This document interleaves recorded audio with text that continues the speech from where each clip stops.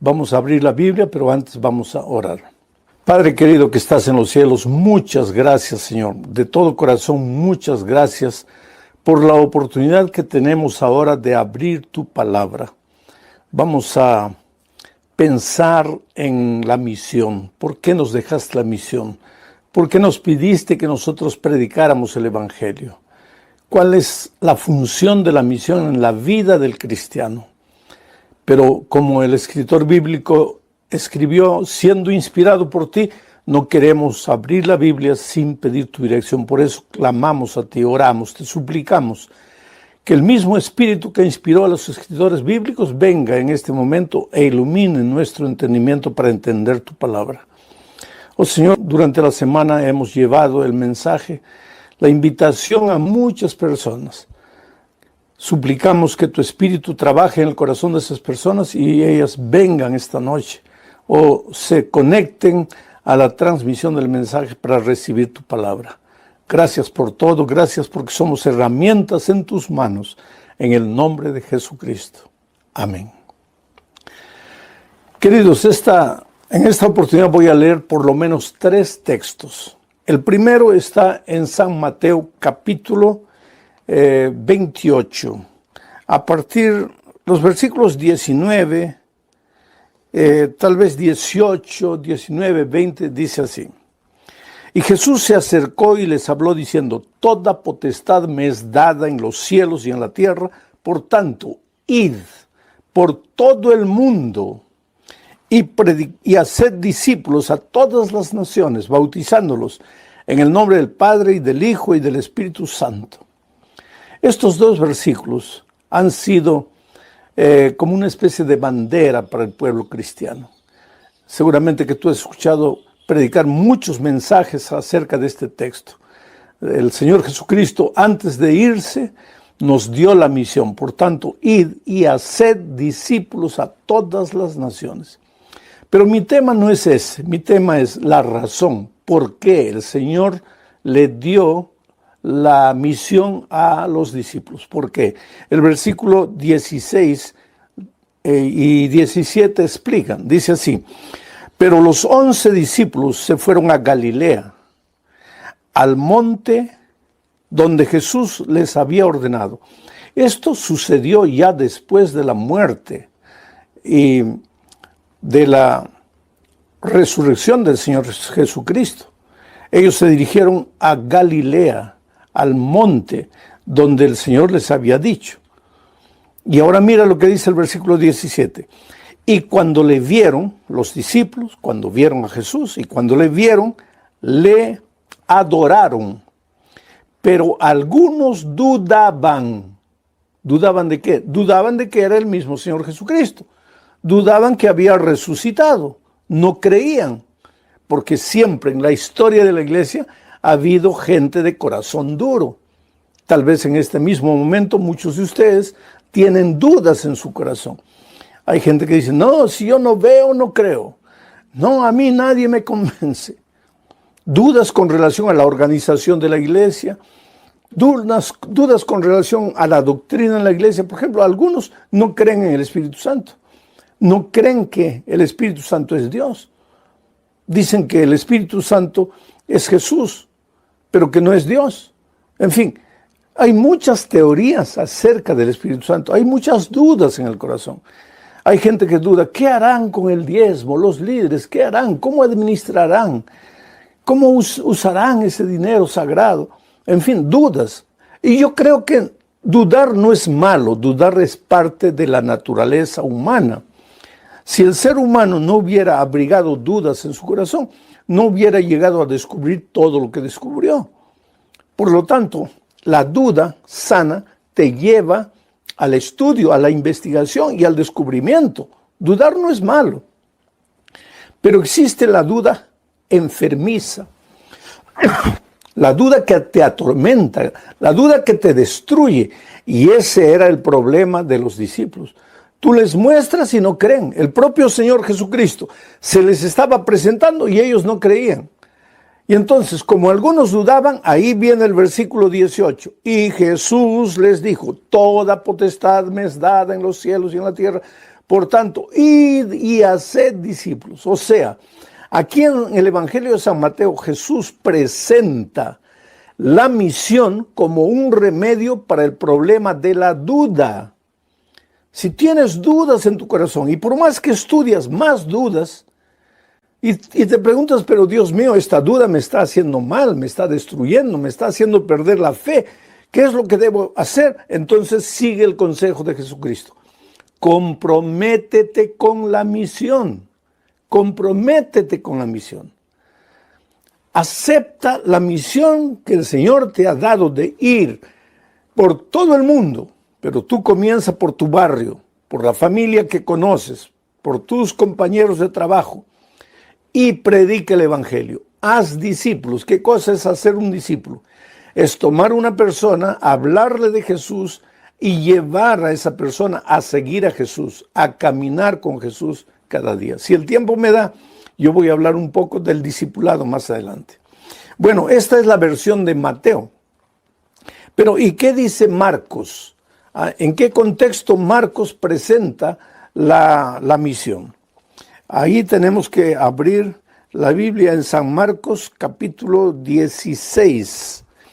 A partir del versículo 14 dice, finalmente se apareció a los 11 mismos, a los discípulos, el Señor Jesús, después de resucitado. Finalmente se apareció a los 11 discípulos, estando ellos sentados a la mesa, y les reprochó su incredulidad y dureza de corazón, porque no habían creído a los que le habían visto resucitado. ¿Cuál era el problema de los discípulos aquí en la versión de Marcos? Era la incredulidad, la dureza del corazón, primos hermanos de la duda. La duda, la incredulidad, la dureza del corazón hacen mal al cristiano. Tal vez en este momento estoy predicando a alguien que tiene el corazón duro. Hace tiempo estás escuchando la palabra de Dios, pero parece que tu corazón se vuelve un corazón de piedra, el evangelio no penetra y eso te hace mal, querido, porque comienza una lucha en tu corazón. Porque por un lado, la mente te dice acepta, y por otro lado, el corazón duro no acepta, porque estás arraigado a tu tradición, a tu historia, a tu vida pasada, y no quieres. Esa lucha no te hace bien, esa lucha te hace mal. Ya dije que la duda es buena, la duda sana es buena, porque te lleva a investigar, a conocer, a estudiar. Tal vez tú estás estudiando la Biblia justamente porque has sido llevado al estudio de la Biblia por la duda, pero la duda enfermiza se vuelve incredulidad, dureza de corazón. Eso no te hace mal, porque la duda enfermiza no te lleva a investigar con el deseo de aprender, te lleva a negar, a argumentar con el deseo de no moverte del suelo que has pisado toda tu vida. Y eso no te hace bien. Porque la vida es crecimiento, todos tenemos que crecer. Y crecer es salir del terreno que pisas y pisar un terreno nuevo. Si no, no estás avanzando, no estás creciendo. Esto es doloroso porque a veces cortar los lazos con la historia o dejar la historia, yo no diría ni cortar los lazos con la historia, no tienes que cortar lazos con nadie, pero dejar la historia, reconocer como parte bonita de tu vida, pero avanzar, eso no es fácil. Entonces los discípulos estaban dudando. Y ahora, como estaban dudando, viene el Señor y les dice, id por todo el mundo, versículo 15. Id por todo el mundo y predicad el evangelio a toda criatura. O sea, en Marcos, Jesús presenta la misión como remedio para la duda. En Mateo, ¿no? En Mateo, Jesús presenta la misión como remedio para la duda. En Marcos, Jesús presenta la misión como remedio para la incredulidad y para la dureza del corazón. Ahora, si tú vas al Evangelio de Juan, vas a ver que los discípulos estaban reunidos con las puertas cerradas, trancadas, con miedo de los judíos. Ahora, ¿cómo iban a cumplir la misión si estaban con miedo? El miedo es perjudicial porque el miedo te anula, el miedo te inmoviliza, el miedo te incapacita de avanzar. Tú sabes que hay mucha gente que no consigue un empleo por miedo. Tiene miedo de tocar la puerta, miedo de hablar, miedo de aplicar, miedo de ser entrevistado. El miedo te paraliza. El otro día encontré un joven estudiante que me decía, pastor, yo no sé qué me pasa, porque yo estudio para el examen. Ya tengo todo en la mente, todo en la punta de la lengua, pero cuando llega la hora del examen me paralizo. No me recuerdo de nada de lo que he estudiado y eso me hace mal. Sí, porque el miedo paraliza. Hay gente que tiene miedo de crecer, miedo de avanzar, miedo de aprender. El miedo anula a la persona. El primer sentimiento negativo que el diablo colocó en el corazón de Adán y Eva fue el miedo. Por eso cuando Dios llegó al jardín y Adán estaba oculto y Dios llamó a Adán, ¿dónde estás? Adán respondió, Señor, estaba aquí. ¿Y por qué estás ahí? Porque tuve miedo. Antes del pecado no había miedo. Ahora, ¿cuál es el remedio que Dios tiene aquí para el cristiano, para resolver el problema del miedo? Pues ahí viene el Señor Jesús y les dice, así como yo os he enviado, así como el Padre me envió, yo os envío. Él nos envía al cumplimiento de la misión como remedio para el miedo. Y si vamos a Lucas, la misma cosa, incredulidad, miedo, duda. Y Jesús presenta la misión. Quiere decir, en la versión de los 4 evangelistas, Mateo, Marcos, Lucas y Juan, la misión no es dada al ser humano porque Jesús tiene que predicar el evangelio y no tiene cómo hacerlo y entonces está pidiendo ayuda, la colaboración del ser humano. No es así, querido.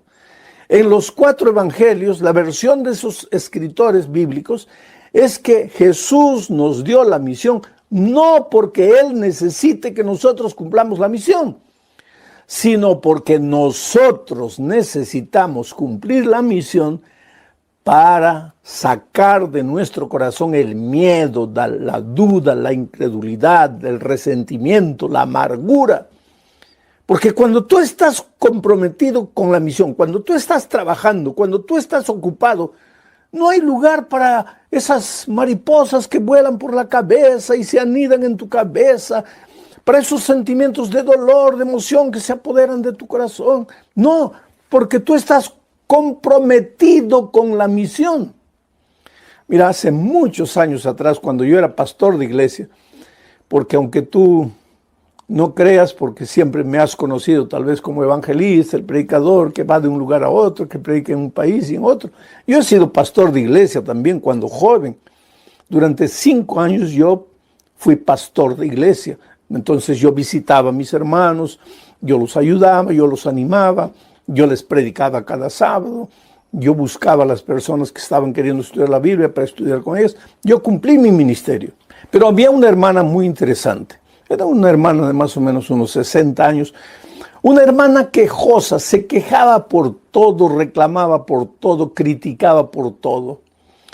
Y ella llegaba a mi casa a las 6 de la mañana, a veces a las 5:30 de la mañana ya estaba tocando la puerta.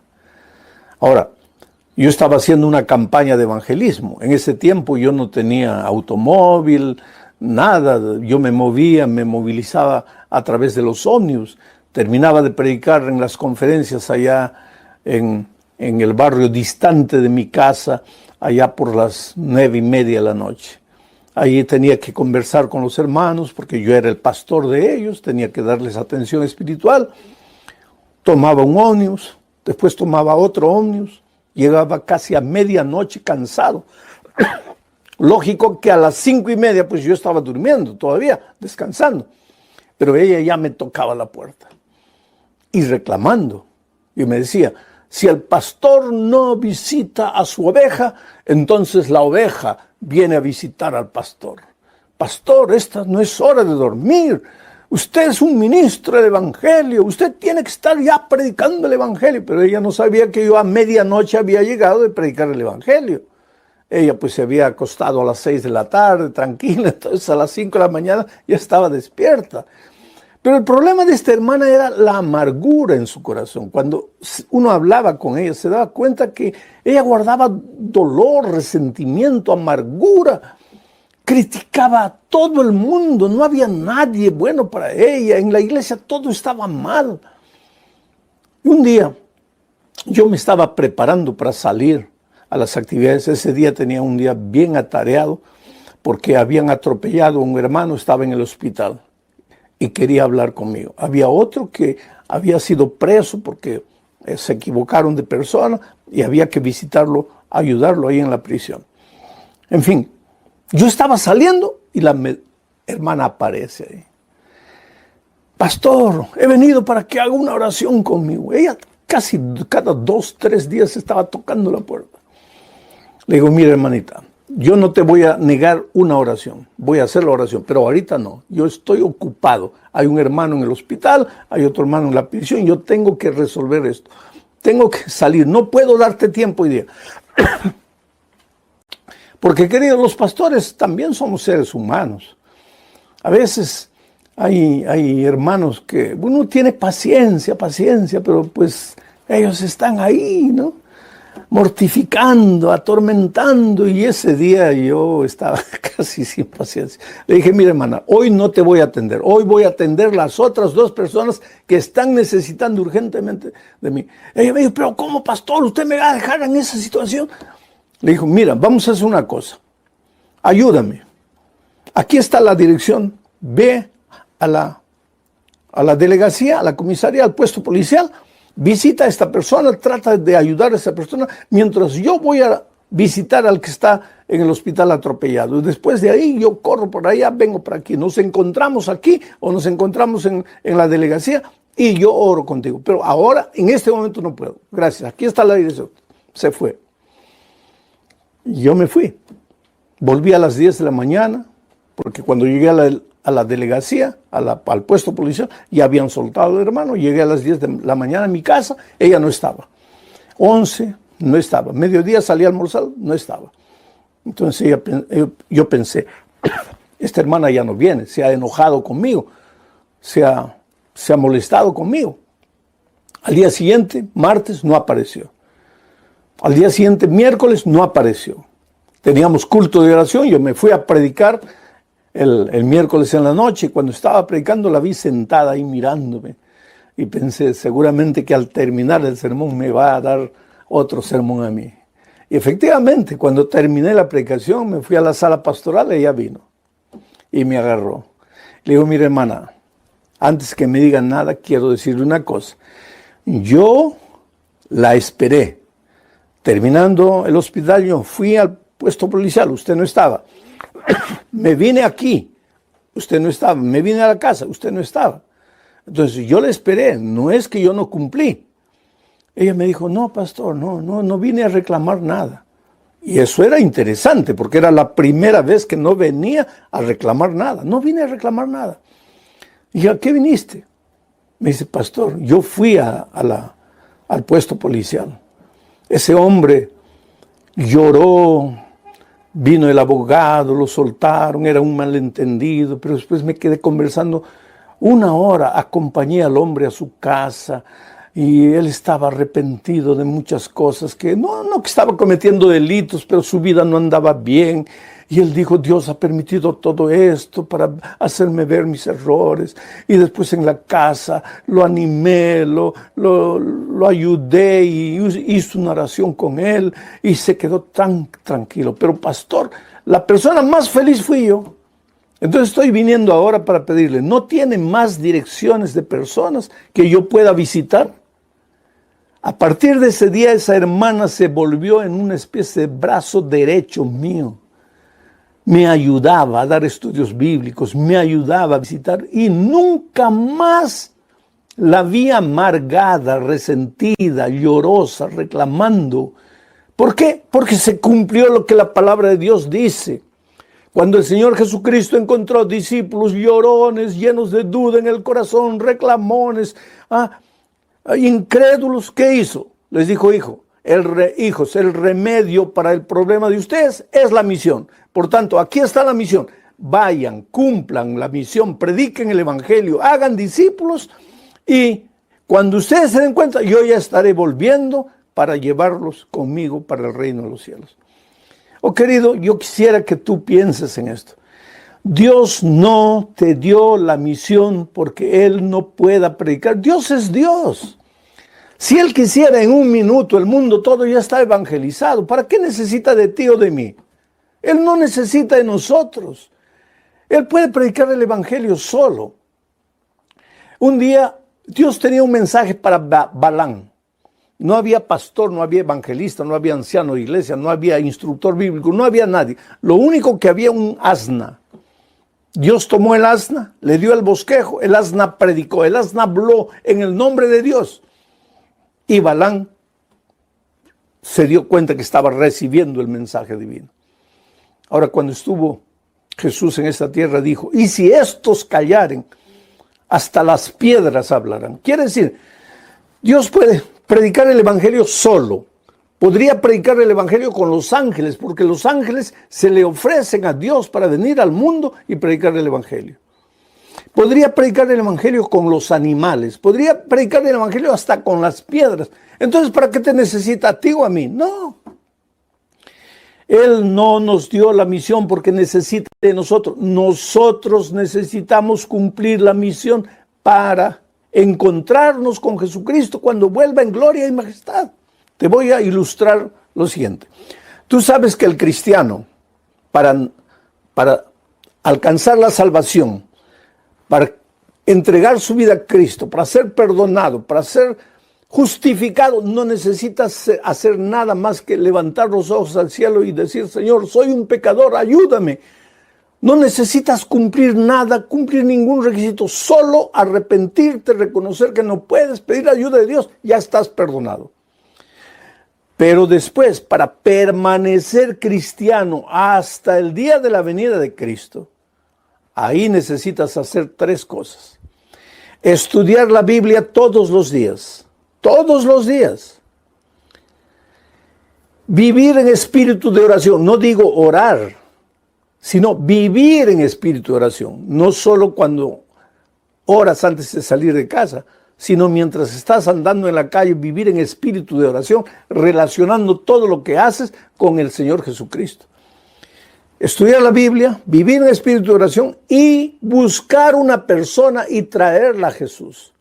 Cuando tú haces esas cosas, estás haciendo como el ser humano. Mira, el ser humano para nacer no hace nada, la madre lo hace todo. Pero una vez que ha nacido, para llegar a ser adulto, sano, necesita comer todos los días, necesita respirar bien y necesita moverse, porque el que no se mueve se atrofia y muere. Igualito es en la vida espiritual.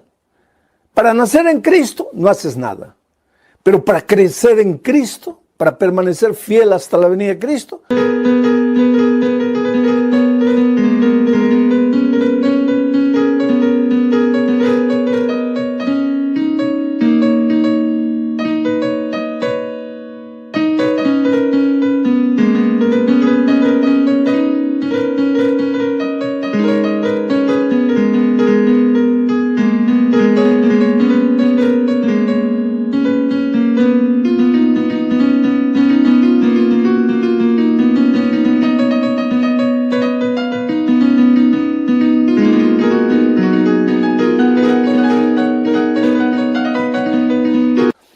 tienes que estudiar la palabra de Dios todos los días, aunque no tengas ganas. ¿Por qué digo aunque no tengas ganas? Porque mientras carguemos la naturaleza pecaminosa, no vamos a tener ganas de buscar a Dios. No vamos a tener deleite en el estudio de la palabra de Dios. Nos vamos a deleitar en navegar en el internet, en mirar la televisión, en cualquier cosa. Pero no vamos a encontrar gozo en el estudio de la palabra de Dios. Pero tienes que esforzarte, porque así como el enfermo tienes que esforzarse para comer, porque enfermo que no come muere, así también el cristiano tiene que esforzarse para alimentarse de la palabra de Dios, porque si no lo hace, muere. Tienes que usar la palabra de Dios todos los días como tu alimento. Y después tienes que respirar espiritualmente a través de la oración. Saca las toxinas de tu corazón, háblale a Jesús, a través de la oración. Y tercero, tienes que moverte. ¿Qué cosa es moverte? Tienes que caminar, tienes que andar espiritualmente. ¿Pero cómo?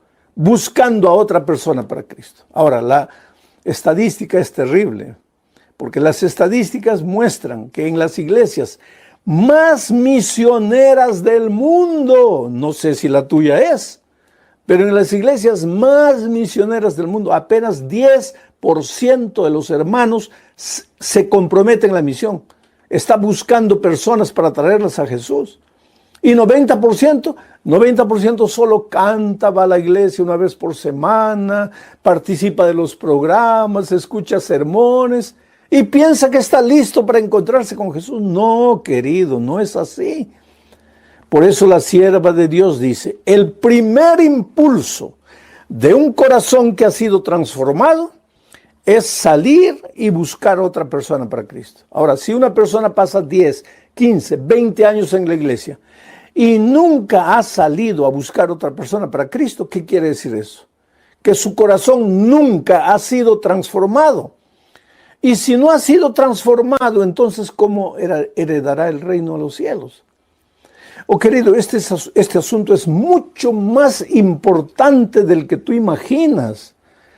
El cumplimiento de la misión, el buscar otra persona para traerla para Jesús.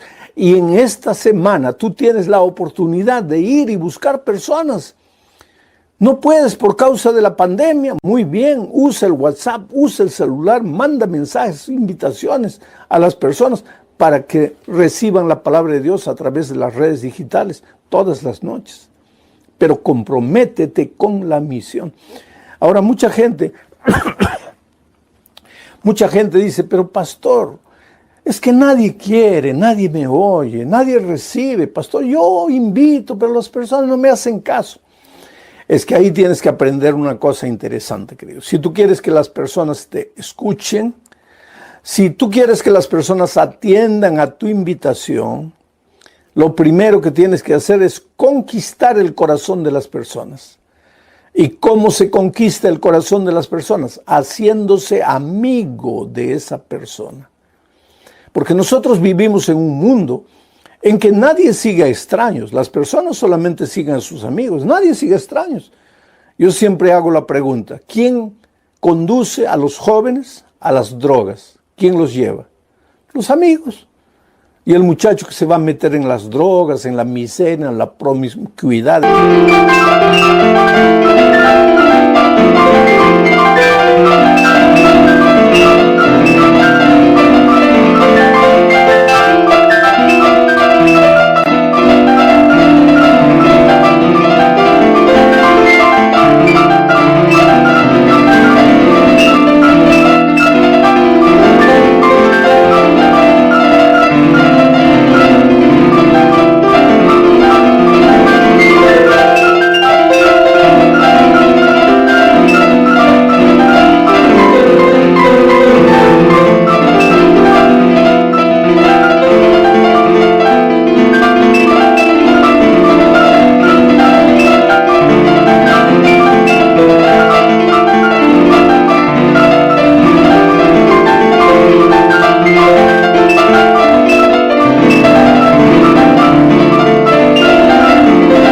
En el alcoholismo, en el cigarro, en lo que sea, sabe que esos vicios lo van a acabar más tarde o más temprano, especialmente la droga. ¿Sabe o no sabe? Claro que sabe. Entonces, ¿por qué va? Si sabe que le va a hacer mal, ¿por qué va? Es que no piensa, pues. Va llevado por el amigo, porque la influencia de los amigos es terrible. O para bien o para mal. Un amigo bueno te lleva por los caminos buenos. Y un amigo malo, perverso, con maldad en su corazón, que a veces ni él se da cuenta, pero es un instrumento del diablo, ese amigo te lleva a los terrenos de la miseria, de la destrucción. Al comienzo parece que no te pasa nada, pero finalmente tú te ves completamente destruido. El poder de la amistad es terrible. Ahora, yo te hago una pregunta. Si una persona puede ser conducida a la muerte por el amigo, ¿no podría ser conducida a la vida por el amigo? Claro que sí. Por lo tanto, si tú quieres tener éxito en hacer discípulos, en traer personas para Jesucristo, la primera cosa que tienes que hacer es hacerte amigo de las personas. ¿Y cómo se conquista el corazón de las personas. En estos tiempos de pandemia es un poco más difícil, porque si no hubiera pandemia, yo te diría, invita a tu amigo a la casa a tomar un desayuno, sal con tu amigo a un restaurante, conversa con tu amigo, pero hoy día estamos limitados por la situación que el mundo está viviendo. Pero tú tienes un instrumento poderoso llamado tecnología, tienes el celular en la mano. No mandes mensajes para tus amigos solo para invitarles a mirar las conferencias. No. Tú manda eso, porque él no te va a hacer caso si no has conquistado su corazón. Por eso es que tú deberías haber comenzado este trabajo ya meses antes, preguntándole cómo está, si puedes ayudarle en esta situación difícil que el mundo está viviendo, pidiéndole que te dé 30 segundos para hacer una oración en favor de él. De tal manera que la persona piensa, él se interesa por mí, este es un grande amigo. Y entonces cuando tú le mandas una invitación para recibir la palabra de Dios a través de las conferencias, pues él va a aceptar. ¿Por qué? Porque es tu amigo, porque tú ya has conquistado tu corazón. Por eso la palabra de Dios, el Señor Jesucristo dice, por tanto, me seréis testigos en todas las naciones. ¿Qué cosa es un testigo? Testigo es alguien que ve, alguien que sabe, alguien que viene cerca de ti y te cuenta. Si tú quieres ser un testigo de Jesucristo, primero tienes que haber vivido, tienes que vivir una experiencia de comunión con Cristo. Y segundo, tienes que acercarte a la persona para hablarle de Jesucristo. Y no le vas a hablar de teoría, no le vas a hablar simplemente de una doctrina vacía. No le vas a hablar solo del sábado, del estado de los muertos, del diezmo, del santuario. Todo eso es parte del mensaje, pero le vas a hablar cómo se relacionan todas esas cosas con la vida, cómo te ayudó a ti el sábado. Tu hogar estaba destruido, no tenías tiempo para nada, el sábado que era el único día libre, te ibas a jugar pelota con los amigos y ya la esposa te iba a dejar, tus hijos quedaban abandonados. Ahora el sábado estás con la familia, te reúnes con ellos. ¿Cómo te ayudó? ¿Cómo te ayudó el tema del santuario sabiendo que no estás solo en este mundo, sino que hay un Jesús intercediendo por ti allá en el cielo? ¿Cómo te ayuda la doctrina? Pero tú vas a testificar, tú vas a contar a la persona lo que Dios ha hecho en tu vida. ¿Quién eras tú? ¿Cómo vivías tú antes de conocer a Jesús? ¿Y cómo estás viviendo hoy que has conocido a Jesucristo?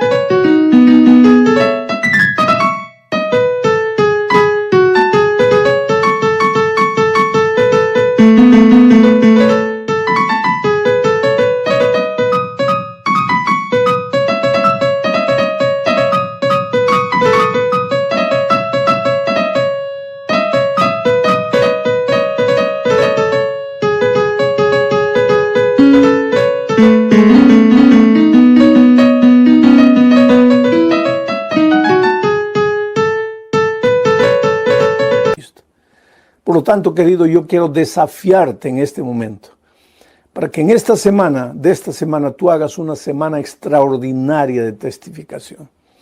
Si no has hecho el trabajo con meses de anticipación, no es tarde. Aún hoy, aún esta semana puedes hacerlo. Faltando, tú le mandas la invitación un día antes, pero faltando 10 minutos para iniciar la programación, le mandas otro texto diciendo, mira, ya falta 10 minutos, vamos a estar ahí. Y Dios te va a ayudar, ¿sabes por qué? Porque el Espíritu Santo va antes de ti. Por eso, antes de mandar un mensaje, un texto, cualquier cosa, ora, ora, ora y ora. Ora por las personas a quien has decidido llevar a los pies de Jesucristo. ¿Sabes por qué? Porque finalmente la conversión de una persona no depende de la estrategia humana, que te has hecho amigo, que has enseñado bien la doctrina. No.